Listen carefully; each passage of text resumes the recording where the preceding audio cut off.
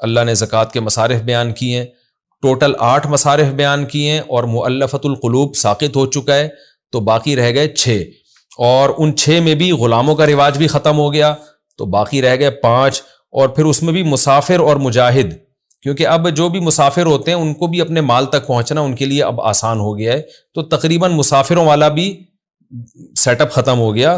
تو اب زکوٰۃ کے مستحقین صرف 3 قسم کے لوگ ہی بچے ہیں، فقراء، مساکین اور عاملین۔ اچھا، ان میں عاملوں والا سیٹ اپ بھی ختم ہو گیا کیونکہ گورنمنٹ کی طرف سے اب زکوٰۃ کی وصولی کے لیے لوگوں کو نہیں بھیجا جاتا، اور اچھا ہے کہ نہیں بھیجا جاتا، کیونکہ اگر گورنمنٹ آج کے دور میں خود سے زکوٰتیں وصول کرنا شروع کر دیں تو کسی غریب کو نہیں ملے گی، وہ پھر حکومتوں کے پیٹ ہی بھرنا شروع ہوں گے۔ ہر جگہ کرپشن ہے تو زکوٰۃ میں بھی، اس لیے زکوٰۃ خود ہی دیا کریں، اور گورنمنٹ کو کبھی یہ مشورہ نہ دیں کہ وہ زکوٰۃ اپنے کنٹرول میں سسٹم لے لے، اس سے دھاندلی، پہلے تو خلفائے راشدین کا دور تھا، اب اگر حکومت نے عاملین متعین کر کے زکوٰۃ لینا شروع کر دی تو عاملین الگ 2 نمبری کریں گے، حکومت الگ کرپشن کرے گی، مستحقین کو کچھ بھی نہیں ملے گا۔ تو یہ عاملین والا سیٹ اپ بھی تقریباً ختم ہو گیا، تو اب 2 ہی رہ گئے ہیں، فقراء اور مساکین۔ اور یہ میں نے بتایا کہ صرف ان میں ایک تھوڑا سا فرق ہے، حقیقت میں دونوں صاحب نصاب نہیں ہوتے۔ تو خلاصہ یہی نکلا کہ آج کے دور میں جو بھی صاحب نصاب نہیں ہے اس کو زکوٰۃ دینا جائز ہے، تو اب اور آسان ہو گیا مسئلہ ہمارے لیے۔ ہاں، حضرت عیسیٰ علیہ السلام جب نازل ہوں اور پھر وہ دوبارہ غلاموں کا رواج اگر آ گیا اور پھر ان کی آزادی کے لیے خرچ کیا جائے گا، لیکن اب ایک ہی مصرف رہ گیا ہے، اور وہ کیا ہے؟ جو بھی صاحب نصاب ہو اس کو زکوٰۃ ادا کی جا سکتی ہے۔ اچھا، یہاں ایک اور امام شافعی اور امام حنیفہ کا بڑا اختلاف ہے، وہ میں بیان کرنا بھول گیا تھا، وہ بھی میں بھی بیان کر دیتا ہوں کیونکہ رکو مختصر سا یہ علمی نکات آ جائیں تو اچھا ہے۔ وہ یہ کہ امام شافعی رحمہ اللہ تعالیٰ کے نزدیک جس کے لیے زکوٰۃ مانگنا حرام ہے اس کو زکوٰۃ دینا بھی حرام ہے، جبکہ امام ابو حنیفہ کے نزدیک زکوٰۃ مانگنے کے مسائل الگ ہیں، یعنی بعض لوگ ایسے ہیں جن کے لیے زکوٰۃ مانگنا تو حرام ہے لیکن ان کو زکوٰۃ دینے سے زکوٰۃ ادا ہو جائے گی، یہ بھی ایک بہت اہم اختلاف ہے، اس کو بھی سمجھیں۔ مثال کے طور پر امام حنیفہ کہتے ہیں جو صاحب نصاب نہیں ہے اس کو زکوٰۃ دے سکتے ہیں، یعنی 200 درہم سے کم جس کے پاس ہے نا اس کو زکوٰۃ دے سکتے ہیں، جس کی تفصیل میں بارہا بیان کر چکا ہوں، 5 چیزیں: سونا، چاندی، مال تجارت، نقدی اور ضرورت سے زائد سامان۔ تو اس کو زکوٰۃ دیں گے، زکوٰۃ ادا ہو جائے گی، لیکن اس کے لیے زکوٰۃ مانگنا جائز نہیں اگر اس کے پاس 2 ٹائم کا کھانا ہے۔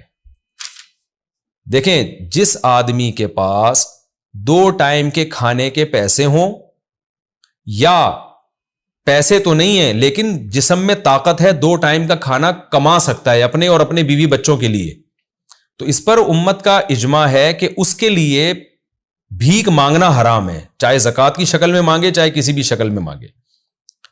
یعنی ایک آدمی صبح اٹھتا ہے، دونوں ہاتھ پاؤں سلامت ہیں، اسے پتا ہے میں کدال لے کے جاؤں گا، مزدوری کروں گا، آج میں اپنا بھی پیٹ بھر سکتا ہوں، بچوں کا بھی، بیوی کا بھی، اور 2 ٹائم کا آج میرے پاس ہے، یا اس کے پاس اتنا راشن ہے گھر میں پہلے سے پڑا ہوا ہے اور کوئی بیماری بھی نہیں ہے، تو اس کے لیے مانگنا حرام ہے، کیونکہ نبی صلی اللہ علیہ وسلم نے بھیک مانگنے پر، اگر آپ کو ضرورت نہیں ہے اور آپ بھیک مانگیں، اس پہ بڑی شدید وعید ہے۔ آپ صلی اللہ علیہ وسلم نے فرمایا جو بھیک مانگتا ہے قیامت کے دن اس کے چہرے پہ گوشت نہیں ہوگا، کیونکہ اس نے اپنے آپ کو لوگوں کے سامنے ذلیل کیا ہے، تو اللہ اس کے چہرے سے گوشت ہٹا لے گا۔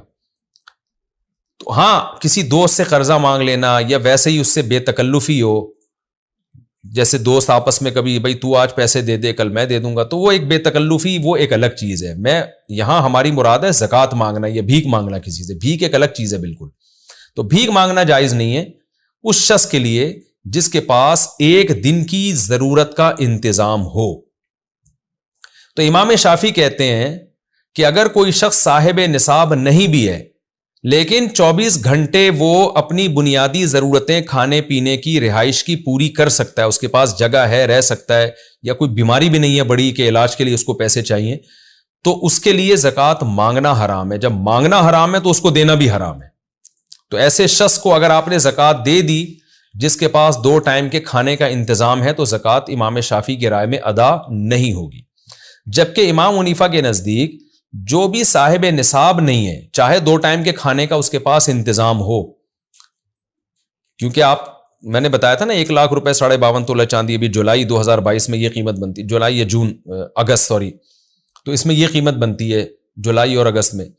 تو 2022 کی بات کر رہا ہوں. اب اگر کوئی 20 سال بعد ہمارا لیکچر سنے تو وہ ظاہر ہے اس وقت تو زمین آسمان کا فرق آ چکا ہوگا. تو 52.5 تولہ چاندی یا 200 درہم جو نبی کے دور میں جو درہم تھا اس کے حساب سے 200 درہم کے بقدر کسی کے پاس مال ہے تو اس کو زکوٰۃ نہیں دے سکتے. اس سے کم ہے تو زکوٰۃ دے سکتے ہیں، بے شک اس کے پاس کھانے کا انتظام ہو، پینے کا انتظام ہو. تو امام ابو حنیفہ کے مدار ہے نصاب پر، تو اس کو زکوٰۃ دینے سے ادا ہو جائے گی. ہاں اس کے لیے مانگنا بہرحال جائز نہیں ہے. تو آج یعنی اس مسئلے میں بھی اگر ہم امام شافعی کی رائے کو لیتے ہیں تو بہت مشکل ہو جاتی ہے، کیونکہ پھر ایسا غریب تو بہت مشکل سے ملتا ہے. اصولی طور پر تو احتیاط یہی ہے کہ امام شافعی کی رائے پر عمل کیا جائے، تاکہ آپ غریب سے غریب آدمی جس کے پاس کھانے کو روٹی نہیں ہے، 2 ٹائم کا اپنے اور اپنے بیوی بچوں کے لیے کھانے کا انتظام نہیں ہے، کوشش تو یہ کریں کہ امام شافعی کی رائے پر عمل کریں، احتیاط پر عمل ہوگا اور آپ کا پیسہ انتہائی غریب اور مستحق لوگوں تک پہنچے گا. لیکن بہرحال اس میں مشکل ہے. تو امام حنیفہ کی رائے میں آسانی ہے کہ ٹھیک ہے جی اس کے لیے مانگنا تو جائز نہیں ہے، لیکن اگر آپ نے زکوٰۃ دے دی اور وہ نصاب سے کم کا مالک تھا تو زکوٰۃ ادا آپ کی ہو جائے گی. تو امام حنیفہ کی رائے میں اس پر عمل کرنے میں آسانی ہے اور امام شافعی رحمہ اللہ کی رائے پر عمل کرنے میں احتیاط ہے. لیکن اتنی بات بہرحال ثابت ہو گئی کہ آج جو ہمارے ہاں توندے بھری ہوئی ہوتی ہیں، راشن 1 مہینے کا گھر میں پڑا ہوا ہوتا ہے، انڈے پراٹھوں کا انتظام ہوتا ہے، ایسے لوگ بھی لوگوں سے زکوٰۃ مانگتے پھر رہے ہوتے ہیں. اس عمل کے ناجائز ہونے میں تو بہرحال سب کا اتفاق ہے کہ یہ آدمی بھکاری کہلائے گا. اور نبی صلی اللہ علیہ وسلم نے جو وعید سنائی ہے کہ قیامت کے دن چہرے پہ گوشت نہیں ہوگا، ایسی وعید سے ڈرنا چاہیے. تو اس لیے زکوٰۃ دینے میں تو آپ ظرف بڑا کریں، جو بھی نصاب سے کم کا مالک ہے اس کو دے دیں بے شک، لیکن مانگنے میں آپ جو ہے بہت احتیاط کریں. اگر آپ کی 24 گھنٹے کی ضرورت کا انتظام آپ کے پاس ہے تو آپ کبھی بھی کسی کے سامنے ہاتھ نہ پھیلائیں، الا یہ کہ کوئی دوسری ضرورت آ جائے، جیسے علاج کی ضرورت آ گئی، کینسر ہے کوئی یا کوئی ایسی بیماری ہے جس میں بہت زیادہ آپ کا خرچہ آ رہا ہے، تو ایک الگ بات ہے. تو یہ بھی ایک علمی نقطے کی بات تھی جو تفسیر کے دوران رہ گئی تھی. اور آگے جو ہے اس میں منافقین کا تذکرہ ہے. نبی صلی اللہ علیہ وسلم کے اخلاق عالیہ کا ہمیں پتہ چلتا ہے. اس میں بڑوں کا ہم نے یہی اخلاق دیکھا ہے کہ جب ان کے سامنے کوئی بات کر رہا ہوتا ہے تو وہ اس کے ظاہر کو لے لیتے ہیں، اس کو سامنے رسوا نہیں کرتے. تو نبی صلی اللہ علیہ وسلم بھی منافقین آ کے اوٹ پٹانگ باتیں کرتے رہتے تھے، جھوٹ بولتے تھے. آپ صلی اللہ علیہ وسلم کے اخلاق تھے کہ ان کی بات سن لیتے تھے، ان کے چہرے پہ ان کے سامنے رد نہیں کرتے تھے. یہ اخلاق کا بھی ہمیں پتہ چلتا ہے. لیکن اس میں اعتدال ضروری ہے. پچھلے رکوع میں یہ بات آ چکی ہے کہ ہر ایک کے عذر کو قبول کر کے اس کی بات مان کر اس کو پروٹوکول بھی دینا یہ ٹھیک نہیں ہے. اس میں صحیح اور غلط میں تمیز کرنی چاہیے. اور ہمیں یہ بھی ایک علمی نقطے کی بات پتہ چلتی ہے کہ منافقین بات بات پہ قسمیں اٹھاتے تھے، ہم صحیح ہیں، قرآن اکثر ذکر کر رہا ہے. تو اس سے پتہ چلتا ہے کہ یہ جو ہر آدمی آج کل بات بات پہ قسمیں اٹھاتا ہے نا، تو یہ اس کی علامت نہیں ہوتی کہ یہ سچا ہے. بہت سے لوگ جھوٹ بولنے کے لیے جھوٹی قسمیں اٹھا رہے ہوتے ہیں. تو جب بھی کسی کے پاس کوئی دلیل نہ ہو نا تو محض اس کی قسموں سے متاثر نہ ہوا کریں. ہاں کوئی نیک بزرگ ہے جس کے بارے میں پتہ ہے کہ یہ جھوٹ نہیں بولتے، وہ اگر قسم اٹھا لیں تو مان لینا چاہیے کہ بھائی یہ اتنے بڑا آدمی ہے، جھوٹی قسم نہیں اٹھا سکتا.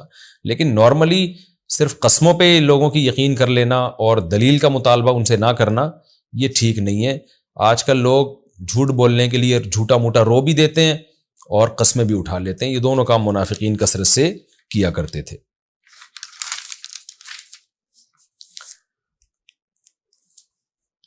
اور ایک آخری بات یہ کہ دینی چیزوں کا مذاق اڑانا، شاعر اسلام کا مذاق اڑانا یہ بھی بہت خطرناک ہے. جیسے کہ قرآن نے کہا اب اللہ و آیاتہ و رسولہ کنتم تستہزئون. آج ہم دیکھتے ہیں کہ جو شاعر اسلام ہے نا ان کو بھی لوگوں نے ایک مذاق بنا لیا ہے. اب آپ دیکھیں حج میں رمی پہ تصویریں آ رہی ہیں، ایک آدمی رمی ایسے کر رہا ہے جیسے بولنگ کرا رہا ہو، بھاگتا ہوا آ رہا ہے اور اپنی ویڈیو بھی بنوا رہا ہے. یہ بھی مذاق ہے شاعر اسلام کے ساتھ. ابراہیم علیہ السلام نے شیطان کو کنکر مارے، پھر ہمارے پیغمبر سید الانبیاء نے ان کی نقل اتاری بالکل ایک شاعر اسلام کو زندہ کرنے کے لیے. صحابہ نے کیا یہ کام. یہ سارے کام سنجیدگی سے کرنے کے ہیں. ان میں ایک انٹرٹینمنٹ کے کیمرہ لے کے لوگوں کو بتانا دیکھو میں بھاگ رہا ہوں اور کوئی جوتے اٹھا کے مار رہا ہے، یہ ایک مذاق ہے. یہ اور اس کو پھر ایکسپوز کرنا، پھر اس پہ لطیفے گڑنا، یہ سب غلط ہے. حج کی ایک ایسی عبادت ہے بہت سنجیدگی سے کرنی چاہیے. تو رمی کریں اللہ کے خوف کے ساتھ، ابراہیم علیہ السلام کی سنت کا جذبہ ہو، یہ پورا تصور ہو کہ کیسے ابراہیم علیہ السلام اپنے بیٹے کو یہاں ذبح کرنے لے جا رہے تھے، شیطان نے آ کے ورغلائے اور کیسے انہوں نے کنکریاں ماری، اس جذبے کے ساتھ کنکریاں ماریں. پھر کنکری مارنے کے بعد بہت لمبی دعا کرنا سنت ہے. اگر آپ اس کو انٹرٹینمنٹ بنائیں گے تو دعا میں کہاں دل لگے گا آپ کا. اسی طرح بقرعید کے جانور کے ساتھ ہوتا ہے. جانور جب ذبح ہونے لگتا ہے کہ عبادت کا ٹائم ہے، آپ ابراہیم علیہ السلام نے اپنے بچے کو لٹایا تھا، اللہ نے آپ کو کہا کہ تم جانور لٹا دو، میں یہی سمجھوں گا جیسے بچہ لٹا دیا تم نے. تو اس میں اللہ کی طرف توجہ کرنے کا وقت ہے، ذکر کرنے کا ٹائم ہے. اس کو لوگوں نے انٹرٹینمنٹ بنایا ہوتا ہے، کوئی گائے کی دم پکڑ کے کھینچ رہا ہے، کوئی اس پہ چھلانگے مار رہا ہے، کوئی ہنس رہا ہے، کوئی لطیفے بنا رہا ہے. اس سے شاعر اسلام کی ویلیو ختم ہو جاتی ہے. بقرعید پہ لطیفے بن رہے ہوتے ہیں تو یہ غلط ہے. قرآن بقرعید کے جو جانور ذبح ہوتے ہیں، جو قربانی کے جانور، ان کا بھی بڑے عزت اور احترام سے قرآن ان کا تذکرہ کرتا ہے کہ یہ جو ہے یہ شاعر اسلام ہے، ان کی تعظیم یہ دل کے تقوی کی علامت ہے. تو ان جانوروں کے ساتھ بھی اس طرح کا ایٹیٹیوڈ کہ بالکل ایک توہین دل میں بیٹھنا شروع ہو جائے، یا جانور ذبح کرتے ہوئے اس کو ایک انٹرٹینمنٹ کا ذریعہ بنا لینا، یہ بھی میں سمجھتا ہوں انہی آیات میں داخل ہے. جب جانور کو ذبح کرنے کے لیے لٹائیں، اللہ کا نام پڑھیں، سب اللہ کی طرف متوجہ رہیں، اس خوف کے ساتھ کہ پتہ نہیں ہماری یہ قربانی قبول ہے بھی کہ نہیں ہے. اللہ سے امید بھی لگائیں کہ شاید اللہ اس قربانی کو قبول کر لے. تو وہ انٹرٹینمنٹ کا ہنسی مذاق کا وقت نہیں ہوتا. لیکن آج اس کو لوگوں نے جانور پڑا ہوتا ہے اور اس کے پیٹ پہ کوئی کود رہا ہے، کوئی دم پکڑ کے گھسیٹ رہا ہے، کوئی کیا کر رہا ہے، اور ہا ہو ہی شو بازیاں، بہت بری حرکت ہے. اس سے بھی بچنا چاہیے. تو جتنے بھی اسلام کے شاعر ہیں، جو عبادتیں ہیں، طواف میں نے دیکھا ہے اب ہنسی مذاق کر رہے ہیں لوگ. طواف میں ہنسی مذاق شروع ہو گیا ہے. بہت افسوس ہوتا ہے.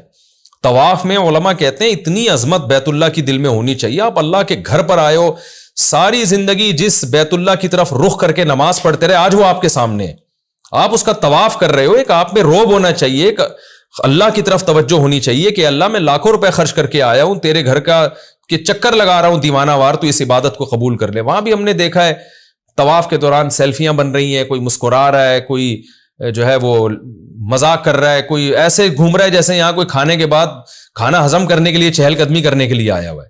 تو ہم نے اہل اللہ کو، بزرگوں کو نہیں دیکھا اس طرح سے طواف کرتے ہوئے. ان پہ ایک روب ہوتا ہے. تو یہی ہونا چاہیے. میں طواف کر رہا تھا، مجھے یاد ہے جب میں پہلے 3 چکروں میں رمل کر رہا تھا، مسلسل پیچھے سے کوئی آواز مار رہا تھا، مفتی صاحب ماشاءاللہ زبردست، صحیح رمل کر رہے ہو، اور واہ واہ زبردست. مجھے اتنا برا لگ رہا تھا کہ یار ٹھیک ہے آپ محبت میں کر رہے ہیں، آپ کوئی میری توہین کی نیت سے نہیں کر رہے، آپ ایک ویسے ہی مفتی صاحب سے محبت کا اظہار کر رہے ہیں، لیکن یہ موقع نہیں ہے اس کا. آپ بھی اپنے طواف میں مشغول رہیں، ہمیں بھی اپنے طواف میں مشغول رہنے دیں. اس دوران باتیں کرنا اور ایک دوسرے کی توجہ ہٹانا یہ اچھا نہیں لگتا. یہ عمل یہ بری بات ہے. بعد میں بیٹھ جائیں طواف کے بعد، پھر جو بھی مذاق کریں، جو گپ شپ لگائیں آپ کی، اگر کسی سے بے تکلفی ہے. تو یہ چیز اس دفعہ میں نے حج میں نوٹ کی کہ بھائی اب حج کے جو شاعر ہیں ان میں بھی لوگ اب سنجیدہ نہیں رہے ہیں. تو یہ سب چیزیں بڑی ڈینجرس ہے. قرآن کی اس آیت کا مصداق